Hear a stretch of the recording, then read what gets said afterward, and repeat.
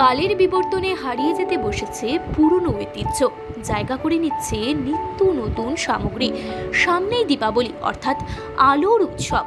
দীপাবলিতে মাটির প্রদীপে আলো জ্বালিয়ে আলোর উৎসব পালনের রীতি ছিল, কিন্তু এই মাটির প্রদীপের জায়গায় বহু আগে থেকেই বৈদ্যুতিক আলো জায়গা করে নিয়েছে। মাটির প্রদীপ শুধু এখন নিয়ম রক্ষার জন্য কিছু কিছু বাড়িতে ব্যবহৃত হয়ে আসছে, বাকি সব আলোর রোশনায় চলে বৈদ্যুতিক রকমারি টুনি লাইট দিয়ে। তাতেও নতুনত্বের ছোঁয়া থাকে প্রতি বছরই, অর্থাৎ কোনো কিছুই এখন আর দীর্ঘস্থায়ী নয়।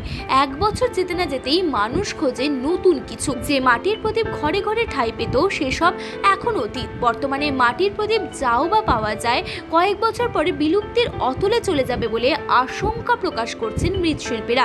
শিলিগুড়ির পালপাড়ায় প্রায় প্রতি ঘরে ঘরে দীপাবলির আগে মাটির প্রদীপ বানানোর ধুম পড়ে যেত। বাড়ির বাচ্চা, বুড়ো, মহিলা, পুরুষ সকলে মিলে মাটির প্রদীপ বানাতেন।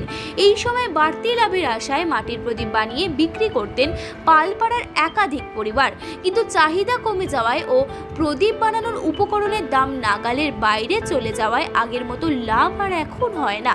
যৎ সামান্য যা লাভ হয় তাতে সংসার চলে না। তাই এই পেশা থেকে বাড়ির তরুণ প্রজন্মেরা মুখ ঘুরিয়ে নিচ্ছে। তারা অন্য পেশায় নিজেদের নিয়োজিত করছেন বলে জানালেন মৃৎশিল্পীরা। পাশাপাশি পরিশ্রমের তুলনায় লাভ আর আগের মতো না থাকায় তারাও চান না তাদের পরিবারের তরুণ প্রজন্ম এই পেশার সাথে নিয়োজিত হোক।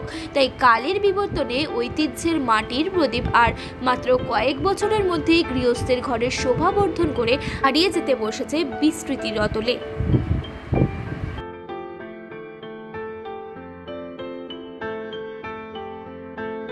এখন যেন ইয়ং কেউ নাই, মানে যা বৃদ্ধগুলো ওইগুলোই মানে চলছে, যখন পুরো যাবে শেষ। এটা ব্যবসা কেন ইয়ং ছেলেবেলে শিখছেই না তো।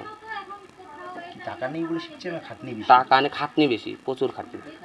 খাটনি হিসেবে টাকা নেই, খাটনি হিসেবে টাকা নাই। আর এইগুলো মানে নোংরা কাজ না, মানে সব সময় মাটি শরীরে লেগেই থাকে, এই জন্য মাটি দিয়ে তৈরি হয়। তারপরে শুকানো হয়, রং দিতে হয়, রং দিয়ে লাকড়ি দিয়ে মানে লাকড়ি আগে সাদা নিতে হয়, তারপরে নিজে হাঁটাতে আগুন দিতে হয়, 2 দিন লাগে পোড়াইতে। এটা অনেক খাটনি তো, প্রচুর খাটনি। এটা খাটনি হিসেবে টাকা পাওয়া যায়? খাটনি হিসেবে অত টাকা নাই, মানে মাটির দাম বেশি, জ্বালানি তো আরো বেশি। কি হবে এতগুলা প্রদীপ বানাচ্ছে? এখন বানাচ্ছি, আমাদের কাজই এই। বর্তমান যুগে তো আপনার টুনির চলনটা বেশি আছে। কি হবে এগুলো বিক্রি হবে? হবে টুকটাক, আসবে কিছু ঘরে টাকা পয়সা? কিছু তো আসবেই, কিছু তো আসবে। কি নাম? অসিত পাল। এই দুর্গা পূজা আর এই কালী পূজা পড়বে একটা সিজনেই আর সারা বছর টুকটাক মানে কঠিন